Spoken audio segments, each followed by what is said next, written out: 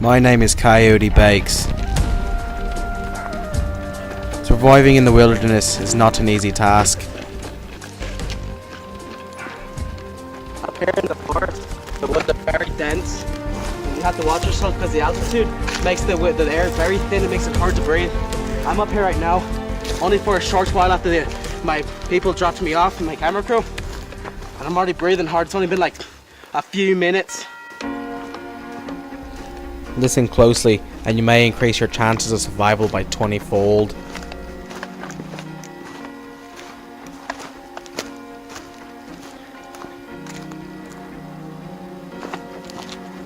Find a way down this ravine here, so we're gonna have to just push through and find a way, and if we can't find one, we're gonna have to make one. So we think it's about 1,000 kilos down there. The day has become increasingly hot. My core temperature is rising rapidly and I need to find relief. Back in Ireland, when it's hot like this and we can't get our temperature down, we found out one way to do it, by pissing on our shirts and our hats to keep ourselves cool.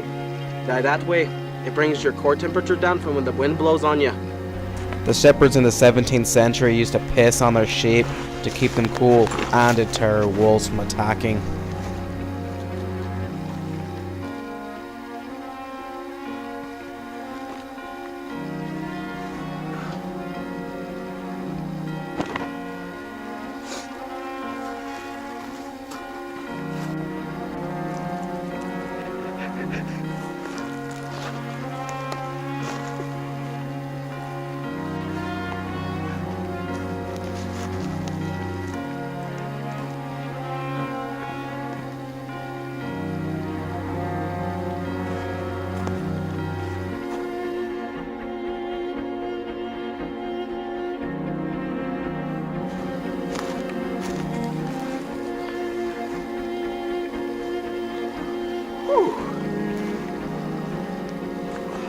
Yeah, this way, I can feel my temperature already dropping just a few degrees, and it helps tremendously.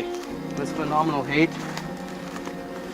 And what I can do in this situation, instead of wasting any of my fluids, since I have no more water, when after I cross that big ravine, I'm gonna have to piss into an empty bottle, and drink it, because right away you can still drink your piss, and in the worst case scenario to do it, because it's still mostly water, but you.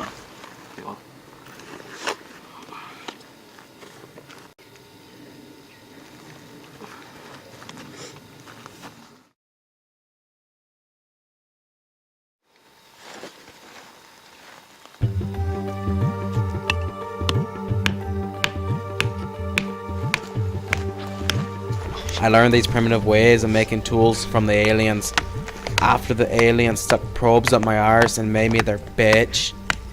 There were two reasons why they did this. First, to show me who my daddy was and to make me their bitch. The second was to show me their ways of survival.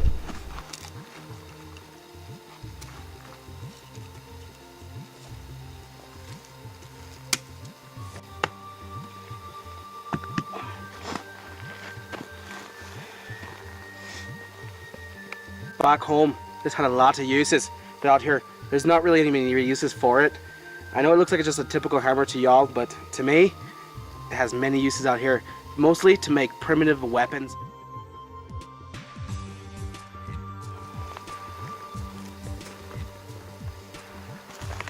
This is the flask one looks like I can find out here to be able to make a knife. What I'm gonna do is I'm gonna start chiseling away at it.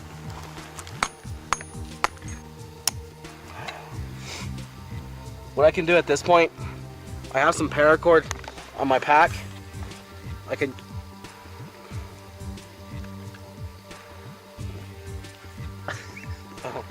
So what I need a paracord for, I made this nifty knife out of that rock that I had earlier. What I can do with this paracord I have is make a handle for it, because as you can see, it's kind of not really much there that can hurt my hand, and it can slip right off and slice myself. And like out here in the wild, you know, there's a lot of bacteria out here, and so what I'm gonna do here is I'm gonna intertwine it. Put it out here and make a little knot.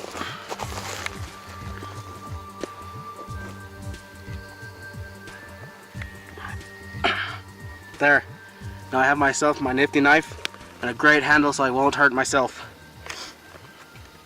As you can tell, it's getting dark, and I need to build a shelter and fire as soon as possible. As you can see, that the clouds are moving in, so I need to cut down trees like this small sprout right here and make myself a shelter, because if not, I'm going to be caught in this rain and just be drenched and I can catch pneumonia, and that's one thing you do not want to do out here, because that kills hundreds of people year round.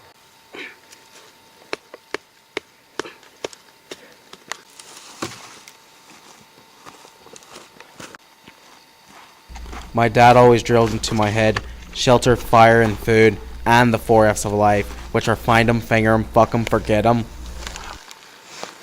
What I can use pine needles for is at nighttime, the temperatures up here in these high mountains can drop dramatically. What I can use for this is for insulation, and also to put on top of my shelter here so that it keeps the rain out. So as you can see, it's pretty thick. So what I gotta do now is get a whole bunch of this shirt and put it up here. And then what I'm going to do after that, is from this point after that, I'm going to be able to get up in here. It's not very comfortable, but after I get all the pine needles up here, it's going to make itself for a nice shelter and keep me nice and dry throughout the night.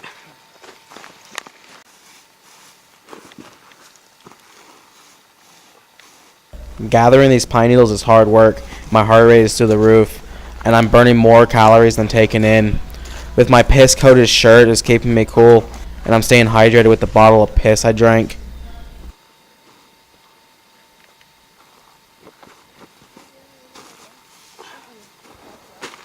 With my shelter nearly done, I can focus on more important things such as building a fire, finding food, and finding my way out. The next thing I need to do now is build this loose pine needles like I use for my shelter, and at this, like this, and you just gotta make it grind up really good. And if you don't have a lighter or matches, which I really highly recommend, some waterproof ones or something like that, you want to make it nice and fine, is a magnesium strip like this that I carry with me everywhere I go on all my adventures. What you do is you take your backside, your front end of the knife, and you scrape. My granddad was a Native American. He told me to call him Chief Blowing Wind, and he called me a squatting dog. He was the one that taught me to use a magnesium strip. Unfortunately, it isn't working for me. This is the first and only time. Need a little bit more on there. Back in grade school, starting a fire was easy as using a paperclip and an electrical outlet. These days I have to be a bit more creative on starting a fire.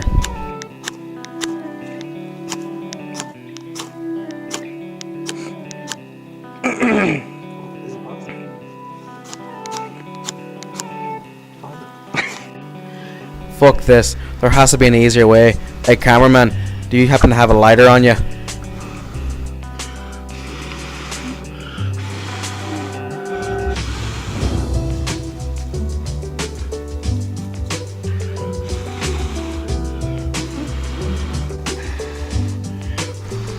I haven't blown this much since I did time in juvie.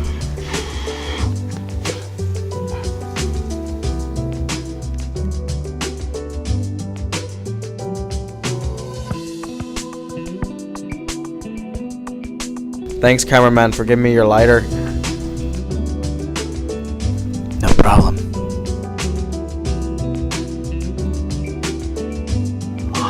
Got you know what I can do? There's a bunch of these little tenders in there. You don't want to overwhelm it, because if you do, you smother the fire. There's just a bunch of little things like this.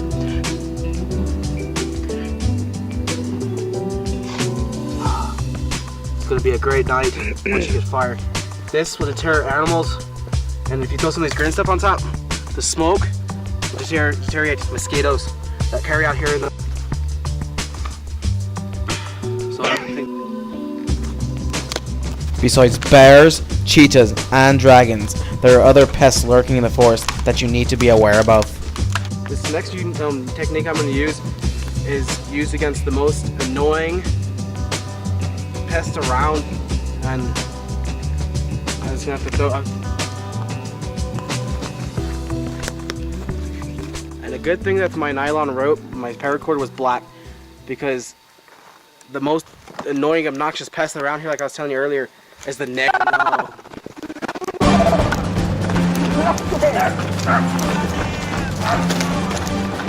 With a stroke of luck, I looked up and what did I see? The aliens had come back for me. Thank you for joining me on another adventure of Hairy Man vs. Wild.